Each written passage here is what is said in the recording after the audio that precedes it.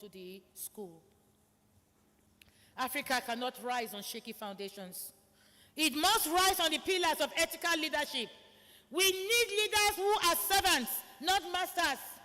My prime minister said to me one day when we went to visit him on behalf of the University of Ibadan, ẹ má jẹ́ ká fi ayé sún àwọn kankan nítorí pé alówó. It's not good. We must try to respect people. The Africa we want, when we say Ubuntu, Ubuntu depends on you, and your own existence depends on me. That is the African Renaissance. When we say, Amasope, Bowo Fagba, Moringeni. You should, oh God. Bowo, Prof, no.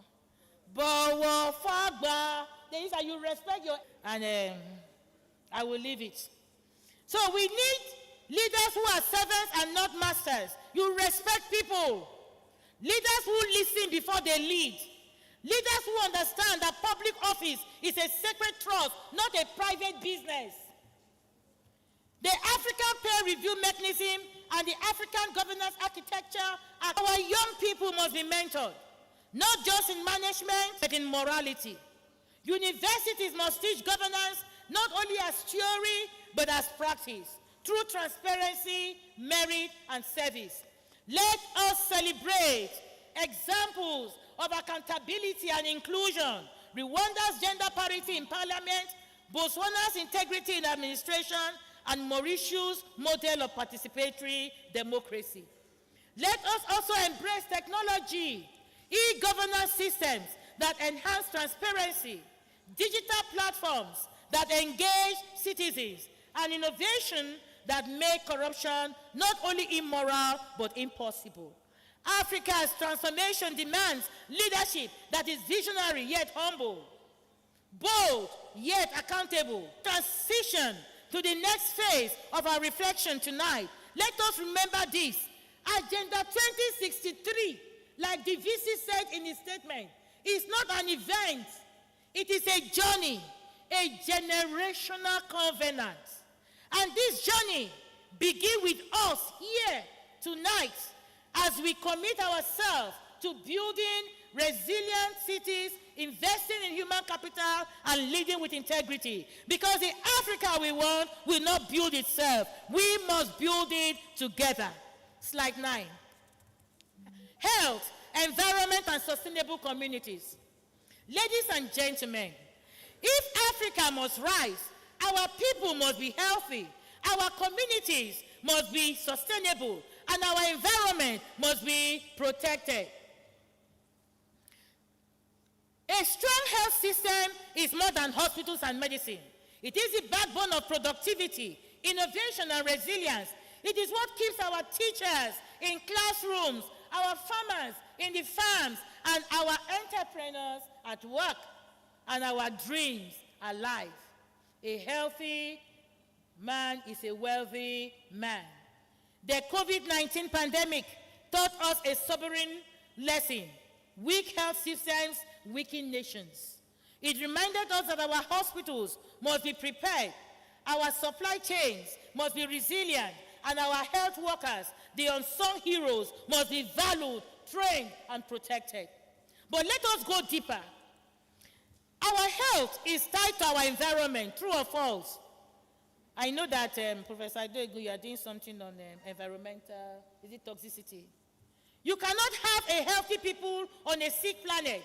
Every polluted river, every forest burned, every careless waste dump. I hope they don't exist again. These are silent killers that rob our children of the future. We must therefore embrace what the World Health Organization calls the One Health approach, recognizing that the health of humans, animals, and the environments are the same. Imagine, for instance, green hospitals powered by solar energy, reducing waste, recycling water, and setting examples of sustainability. Imagine communities where health centers work hand in hand with schools, churches, and local leaders to promote clean living and preventive care. Community engagement is the heartbeat of public health. When people participate in their health decisions, they own the process and they protect their results. And above all, let us invest in our health workforce. Africa's doctors, nurses, and community health workers are the custodians of life.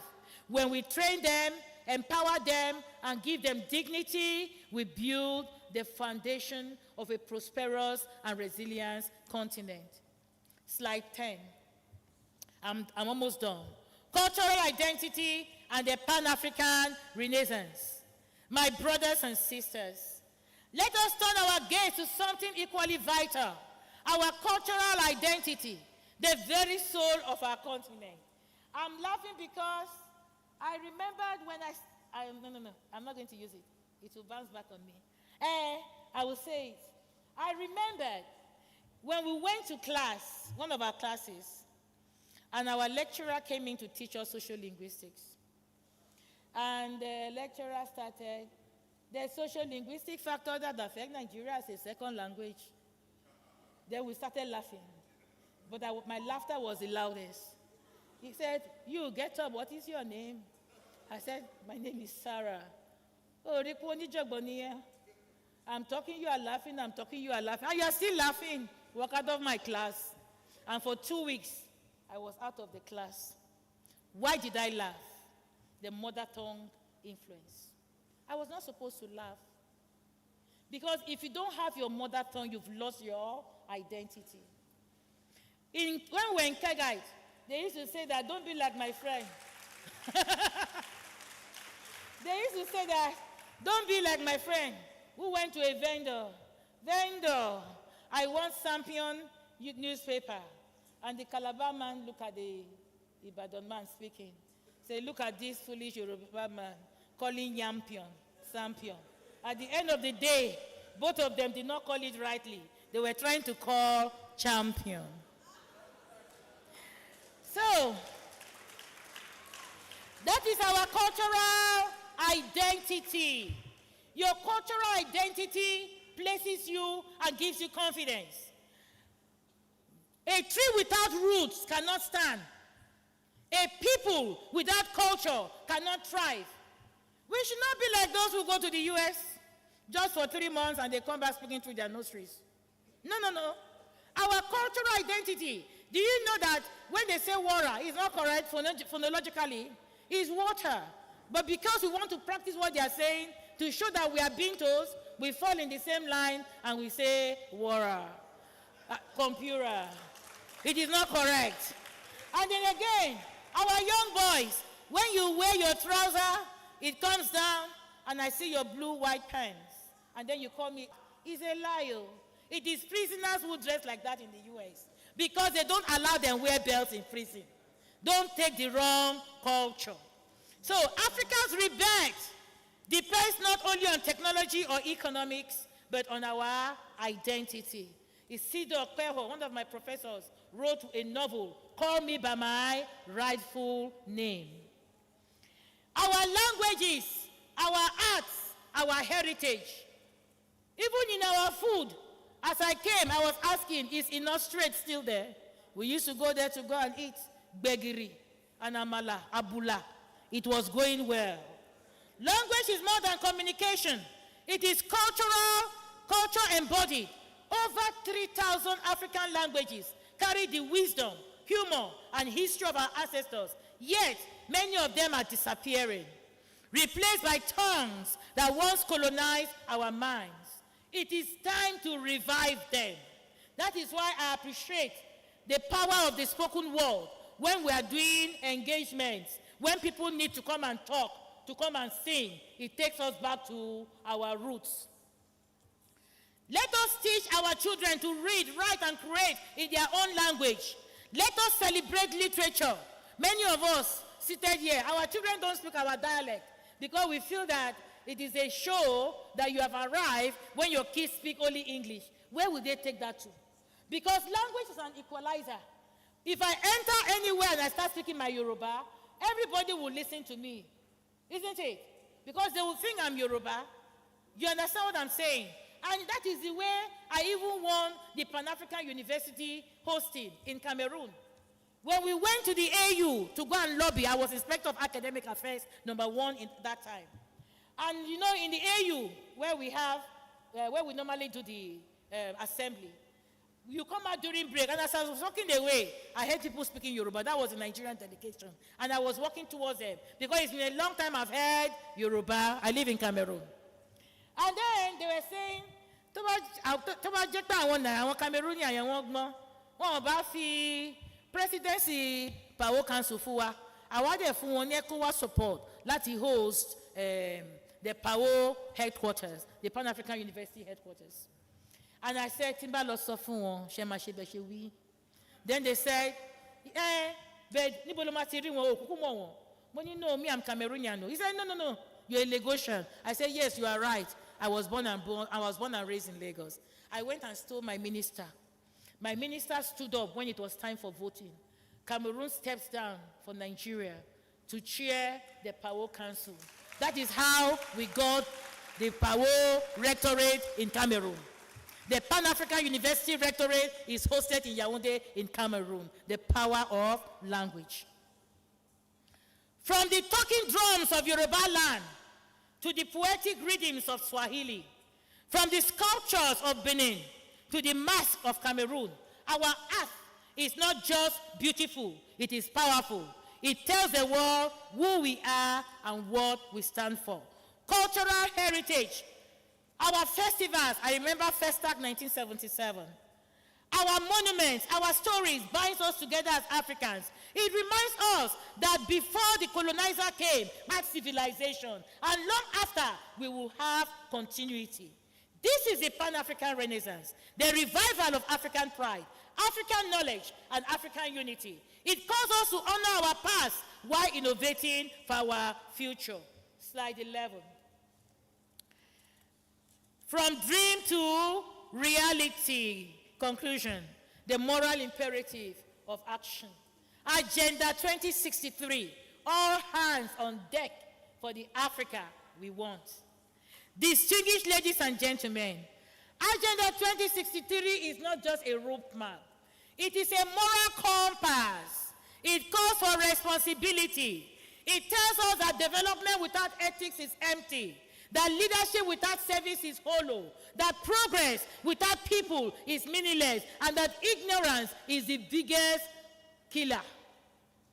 That is why I said, Bob Marley sang, emancipate yourself from mental slavery. There is so much in our heads. It begins here. If you don't change your mind, you yourself cannot be a world changer. Africa's transformation depends on our courage to act, to rise above excuses and build systems that work. And positioning. True or false? Pawn on the chessboard of global politics. We must be players, strategic, confident, and coordinated. Look at the G20. They put Africa as a country when other countries are standing individually on their own. Agenda 2063 calls us to diversify our partnership, not to isolate ourselves, but to engage on our own terms. Make we not be mumu. Don't accept what they bring because you just want to accept it. Accept something that is good for you, good for your people, collective responsibility.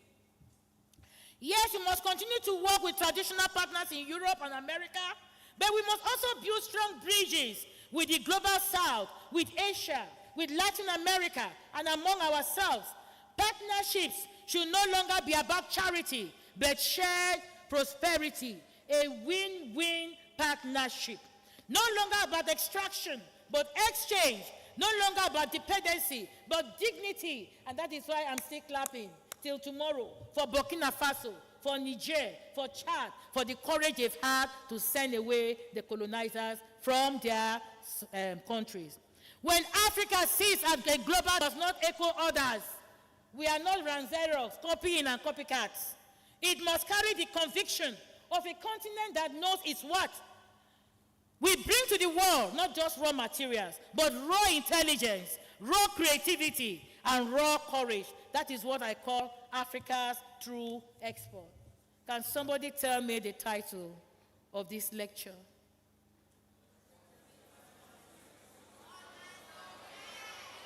Clap for yourselves. You are good students. Yes. You are good students. Agenda 2063. All hands on deck for the Africa we want. And what is that Africa? An Africa that is a paradise. Do you know that in the next years, there will be no youth in many other countries? That they will need us? Do you know if we are skilled, empowered, and we capacitate, empower our women and youth and children, that they will be looking for labor force and they will come to Africa to come and get people to assist them? Do you know that with the right skills, many of these youths seated here will become entrepreneurs? Do you know that if we lay our bed, that as you lay your bed, that is how you shall lie on it? If we want to sleep, the sleep of peace, all hands must be on deck. Everybody must do what they need to do. Friends, no vision can live without action. And no action can succeed without collaboration. You cannot do research alone. You must do it with collaboration. You cannot do development, technology alone. You must do it with collaboration. Agenda 2063 demands that all hands, every hand, be on deck. Governments must lead with transparency and accountability, crafting policies that serve the people. The private sector must innovate, invest, and create jobs. Universities must generate research that solves African problems, not just replicate Western theories. African solutions to African challenges. Civil society must speak truth to power, amplifying the voices of those behind. And citizens, especially the youth, must take ownership of the Africa they dream of. Each and every one of us has a role. Each of us has power. Ladies and gentlemen, Africa stands at a crossroads. We remain passive or we can rise together. In Pan-Africa, we can build resilient cities, we can empower our youth, we can govern with integrity, and we can reclaim our knowledge systems. The Africa we want is possible, but only if we embrace the moral, I'm already on slide 13, but only if we embrace the moral imperative of action. Imagine what could happen if every graduate here tonight pledged to mentor one young person, start one community initiative, or create one African solution to one African problem. The ripple effect will be unstoppable. Let us replace dependency with dignity and potential with productivity. The baton of history is in our hands. Kwame Nkrumah reminded us that true liberation and development are inseparable. So tonight, as we dine, as we celebrate, as we look into the future, let us remember that the future is not somewhere we are going. It is something we are creating. Let us build an Africa where health and hope walk hand in hand, an Africa where culture is our currency and knowledge our wealth.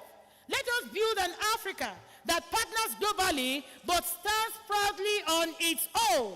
That is the Africa we want and the Africa we must create. The time is now, and you are the game changers. The responsibility is ours, and the world is watching.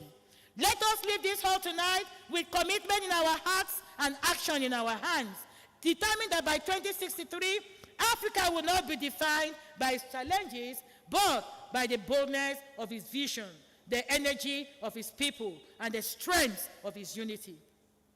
Agenda 2063, the Africa we want, is in your hands, is in my hands, and it is also in the hands of those who lead policies, of business minders, of the local women, the rural women, who are able to farm and give us food to eat. It is very important that we work together in line with the principle of Ubuntu. I am because you are.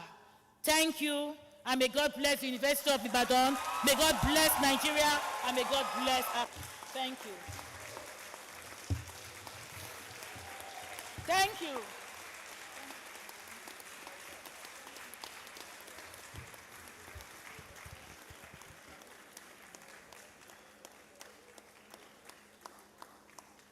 Another round of applause for her.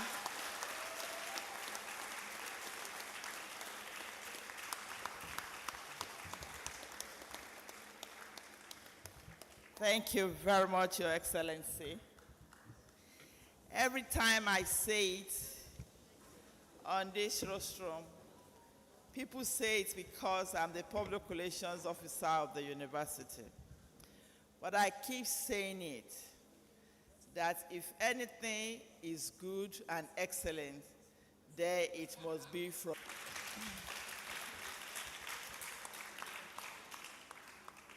Distinguished ladies and gentlemen, we have all heard the lecture, and the lecturer has challenged us that all 63. We have a culture.